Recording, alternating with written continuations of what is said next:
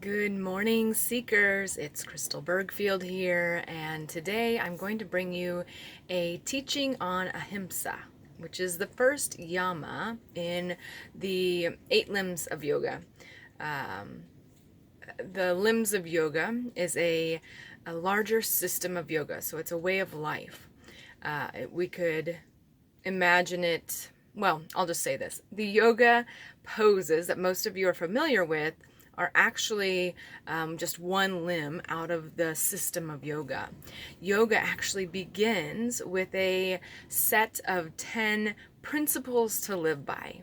And so the very first one is called Ahimsa, which means non-violence. And I tell people all the time, you could practice ahimsa your whole life and never master it. But if you actually practice it and work towards it and make that your intention, you will master it. But it does take that intention. So why am I teaching you about ahimsa if I'm running for president? As I mentioned before, one president is not going to save us, right? One president is not going to move us into a new age, into this golden age that many of us are expecting and excited for. It will take all of us taking on some sort of responsibility, whether it's responsibility to raise children and instill character within our children, whether it's teaching within the community and sharing life skills like how to grow gardens or, how to weld or something like that. And then it's going to take so many of us who are committed to this inner seeking to do our practice of that inward transformation, because what we know is that as we carry on our practice and we start to change, we inherently raise the consciousness, if you will. Our change is then reflected to those around us, and it just lifts them up. It's the exact same principle of when you smile at somebody and they smile back. They didn't do anything, they didn't change their life, but your smile just ignited a smile in them. Whether it was a thought for them or not, whether they were angry or not, that's all it took, right? So ahimsa, the very first principle in yoga. And I think there's a reason why. Violence is something we often think about violence as like killing or physically harming somebody, but violence goes much beyond that. It can be the words that we speak to others that can be violent. It can be the thoughts that we have that are violent. And what most of us don't understand or don't even consider is that nonviolence starts within us. So typically, if we have violent tendencies towards other people, or we have angry and violent thoughts towards other people, it's because we're feeling that towards ourselves. So the greatest practice and the hardest practice is to start with ourselves. How can we be less violent towards ourselves? And I say less violent towards ourselves because you can't just like stop being violent. For my practice, I can tell you it doesn't happen that way. I actually started yoga when I had PTSD from the military. And I hated myself. I just felt like I was the reason that I had PTSD, and everything was my fault, and I was never going to be good enough, and all of this, right? That was quite violent towards myself. So you can imagine my soul was like shriveled up and hiding. It was, it was not being tended to. And so for me, the practice of nonviolence has been so difficult, but I'm so grateful that I started it. So what are some things that you can do? Just put that intention out there. I'm going to be kinder towards myself. Take on a mantra. I am peaceful. I am calm. I love myself. I love others. Think about your actions when you take them.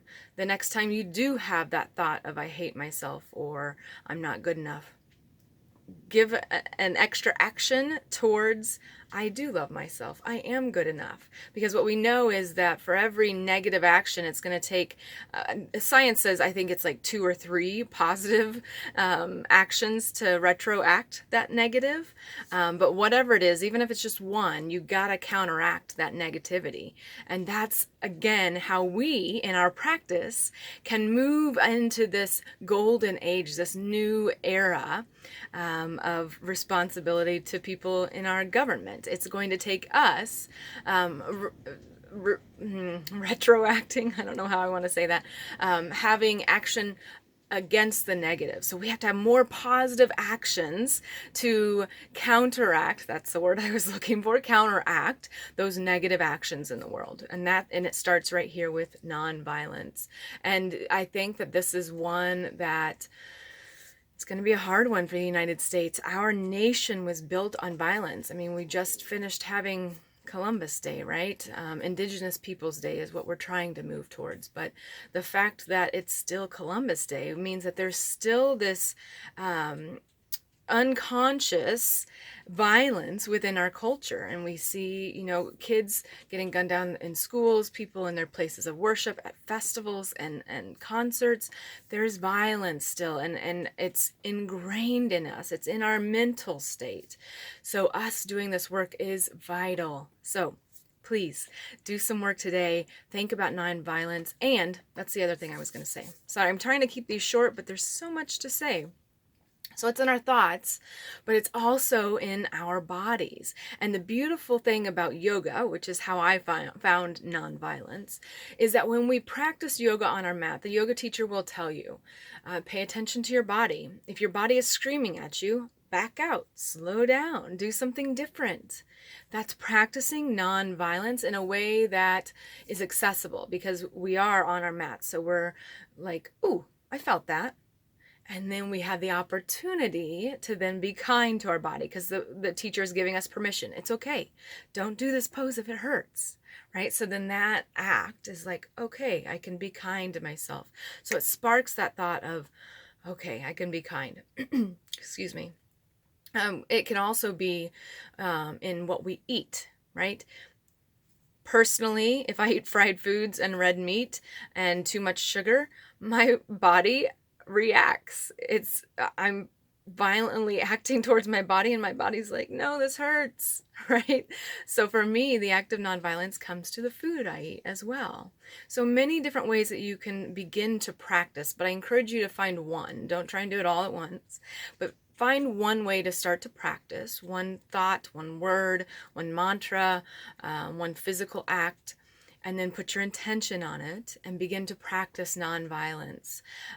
Catch yourself when you have that violent thought or act, and then counteract it with something positive, and we will be the change. And I want to leave you with one little thing that I read.